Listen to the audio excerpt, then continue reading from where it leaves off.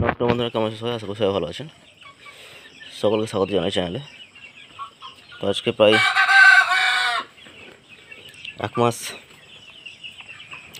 25 দিন হয়ে গেল, 26 দিন।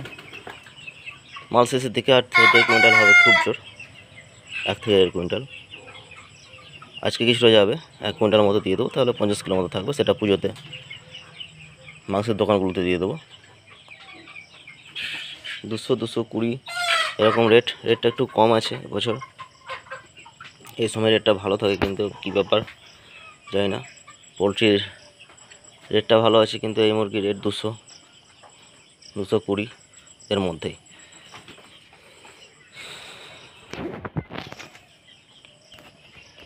তো এখন ওয়েট প্রায় হয়ে গেছে অনেকটাই, 500-র উপরে সব মুরগি, এবং মোরগগুলো প্রায় 700-র কাছাকাছি।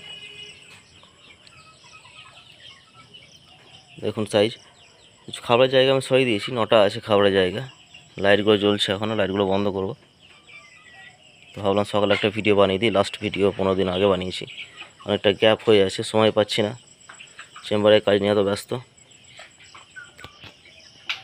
এবারে মোটামুটি ঠিক হলো, আমি 2 মাসের মধ্যে মালটাকে শেষ করে দিলাম।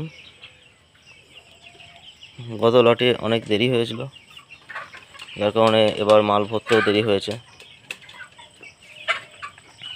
তো এবার ভাবলাম যে তাড়াতাড়ি বিক্রি করে আবার মালটা ভরার চেষ্টা করব আমি। শীত শুরু হওয়ার আগেই মালটা আমি ঢোকাবো, যাতে করে আর একটা লট হয়ে যায়। ফার্মটা পরিষ্কার করতে শুরু করে দেবো। খাবারের জায়গায়, জলের জায়গা পরিষ্কার করেছি কিছুটা, আর কিছুটা আছে। আর ফার্মটা দেখুন নোংরা হয়েছে, ফার্মটা পরিষ্কার করবো। যত তাড়াতাড়ি সম্ভব মালটা আমি ঢোকাবো। মোরগের সাইজ এবং মুরগির সাইজ বেশ ভালোই হয়েছে, গ্রোথটা খুব ভালো। দেখুন আজকে হয়তো এই লটের লাস্ট ভিডিও, এরপরে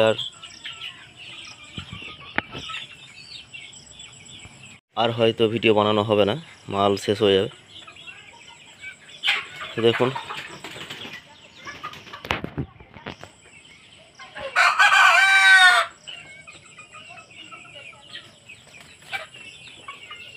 তো বন্ধুরা, এই লট ভালোই হলো।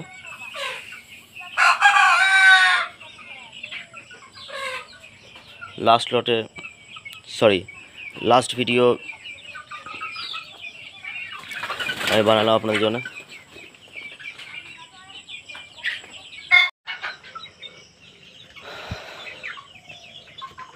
মোরগগুলো দেখুন, মোরগগুলোর চেহারা, মাথার ফুল বেশ ভালো হয়েছে। তো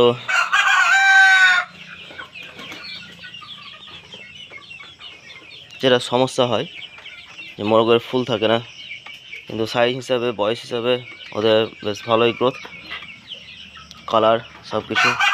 লাল মোরগের ডিমান্ডটা বেশি, কিন্তু প্রতি লটে লাল মোরগ মোটামুটি থাকে, কালোটা সব রকমই থাকে, কিন্তু যারা মোরগ নেয় তারা বেছে লাল মোরগটা নেয়, যার কারণে বাকি মালগুলো একটু কালচে টাইপের অবশিষ্ট থাকে, যেগুলো আমি হকারদের বা মাংসের দোকানে দিই।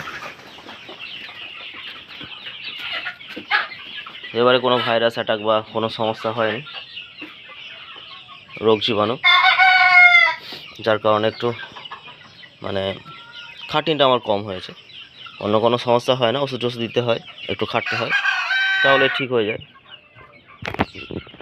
কিন্তু এবারে সেরকম কোনো সমস্যা হয়নি। আমার কেয়ারটা তো ঠিকঠাকই থাকে, আমি কেয়ার মুরগির ভালোভাবে করি, যাতে ওদের কোনো সমস্যা না হয়, কোনো অসুখ বিসুখ না হয়। একটু পরিশ্রম করতে হয়, পরিশ্রম না করলে পরে অসুখটা হতে পারে, চুন পায়খানা বা অন্য কোনো সমস্যা, ঠান্ডা লাগা, তো সেসব কিছু হয়নি। এবারে আমি আপনাদের একটা কথা বলবো, যে এবারে আমি ভ্যাকসিন সেরকমভাবে দিতে পারিনি। তো ভ্যাকসিনটা কিছু মুরগিকে দিতে পেরেছি, আর কিছু মুরগিকে আমি দিতে পারিনি। ভ্যাকসিন যেহেতু ছিল না, হাজারের যে ভ্যাকসিন সেটা আমি পাইনি। 500-র যে ডোজ, 500-র যে সিসি সিরারে পেয়েছিলাম ভ্যাকসিনটা, তার কারণে প্রত্যেকটা মুরগিকে দেওয়া হয়নি, কিছু মুরগিকে দিয়েছিলাম, অর্ধেক মুরগি 500 মতো, বাকিগুলো ভ্যাকসিন ছাড়াই আছে, মানে একরকম ভ্যাকসিন দেওয়া এবং ভ্যাকসিন না দেওয়া দুটোই আছে।